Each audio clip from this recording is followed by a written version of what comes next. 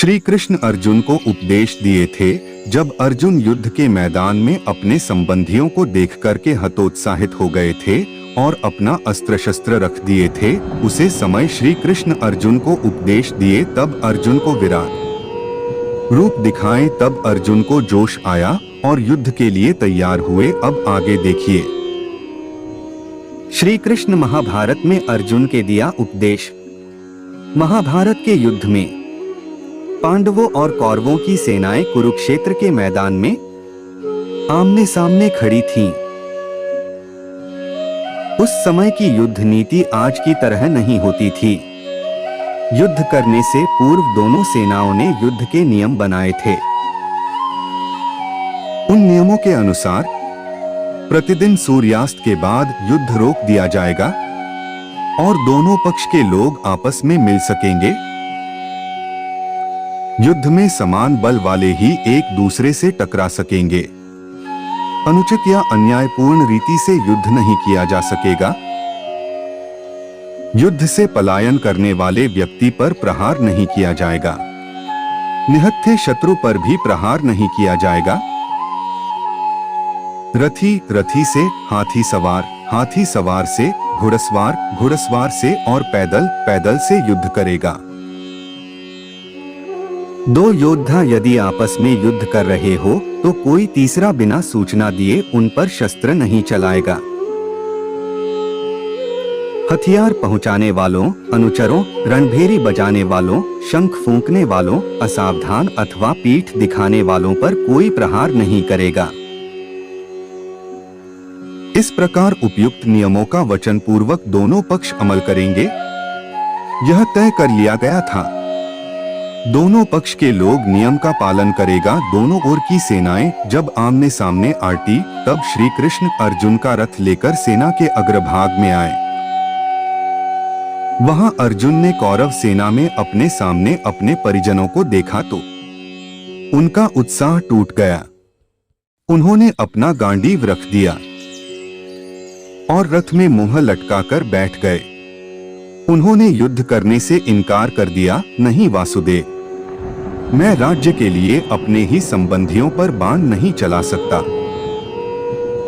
अर्जुन को हतोत्साहित होते देखकर श्री कृष्ण ने अर्जुन को उपदेश दिया, हे पार्थ, जिनका आत्मज्ञान नष्ट हो जाता है, जो अल्प बुद्धि हैं और जो अपने क्रूर कर्मों के द्वारा सबका अहित करते हैं, वे आसुरी स्वभाव वाले मनुष्य इस जगत के विनाश के लिए उत्पन्न होते हैं। ऐसे लोगों को नष्ट करना पाप नहीं है। यहाँ कौन अपना है और कौन अपना नहीं है, इसे तू भूल जा। जिस प्रकार यह जीव इस देह में क्रम से बचपन, कौमार्य, यौवन और वृद्धावस्था को प्राप्त करता है,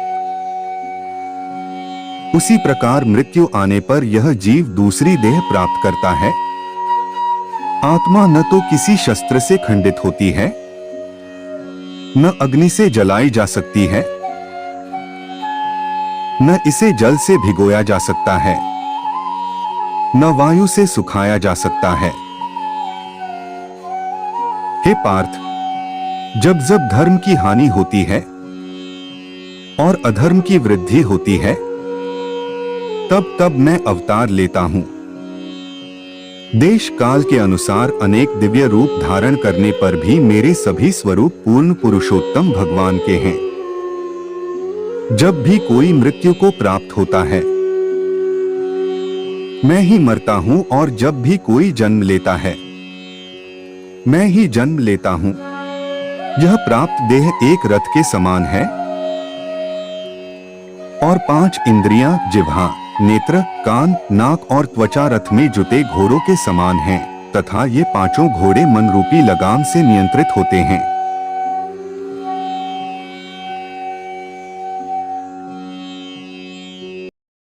मनुष्य की बुद्धि इस रथ की सारथी है और जीवात्मा इस शरीर रूपी सत्वगुण रथ में बैठा हुआ यात्री है। इस प्रकार यह यात्री मन तथा इंद्रियों के सहयोग से ही सुख दुख का अनुभव करता है, परंतु मोह में पड़ा जीव जीवन के रजोगुण और तमोगुण से उत्पन्न होने वाले भावों में ही लिप्त रहता है, और इन गुणों में मोहित होकर संसार से परे मेरे अविनाशी स्वरूप को नहीं पहचान पाता। इतना कहकर श्री कृष्ण ने अपना विराट विश्वरूप अर्जुन को दिखाया।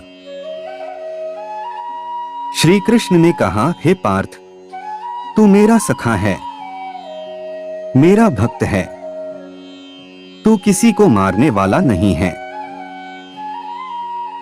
मैं ही मारता हूं और मैं ही हर बार मरता हूं। प्रकृति का यह नियम अनंत काल से चला आ रहा है। जो मरता है वह फिर से जन्म लेता है। आथ तू इस संताप को छोड़ और कर्म कर। कर्म के फल की तू चिंता मत कर। मेरी ओर देख, मैं ही अजन्मा तथा अविनाशी हूं। मैं ही समस्त जीवों का स्वामी हूं। मैं ही प्रत्येक युग में अपने आदि दिव्य स्वरूप को सभी जीवों में प्रकट करता हूं। यह संपूर्ण जगत मेरे अधीन है। यह मेरी इच्छा से बारंबार स्वतः प्रकट होता है और मेरी ही इच्छा से विनष्ट होता है। मैं ही समस्त सृष्टि का आदि, मध्य और अंत हूं। यदि तुम मेरे निर्देशानुसार कर्म नहीं करते और युद्ध से विमुख होते हो तो तुम कुमार्ग पर जाओगे। तुम्हें अपने स्वभाववश युद्ध करना चाहिए और अधर्म का विनाश करना चाहिए। श्री कृष्ण पुनः अपने प्रकृत रूप में आ गए। तब अर्जुन ने हाथ जोड़कर कहा, हे कृष्ण, मेरा मोह दूर हो गया। आपके अनुग्रह से मुझे मेरी स्मरण शक्ति वापस मिल गई। अब मैं संशय रहित होकर आपके आदेशानुसार युद्ध करने के लिए उद्यत हूं। अर्जुन ने फिर से अपना गांडीव उठा लिया और उससे टंकार करके शत्रु सेना के हृदयों को कंपित कर दिया। उसी समय निहत्थे युधिष्ठिर ने रणभूमि में आगे बढ़कर कौरव सेना की ओर चलना शुरू किया तो सभी चौंक पड़े। श्री कृष्ण उन्हें इस प्रकार जाते देखकर मुस्कुराए और अर्जुन से बोले, चिंता मत करो धनंजय। युधिष्ठिर पितामह भीष्म, गुरु द्रोणाचार्य और कृपाचार्य का आशीर्वाद लेने गए हैं। उनके लौटते ही युद्ध प्रारंभ होगा।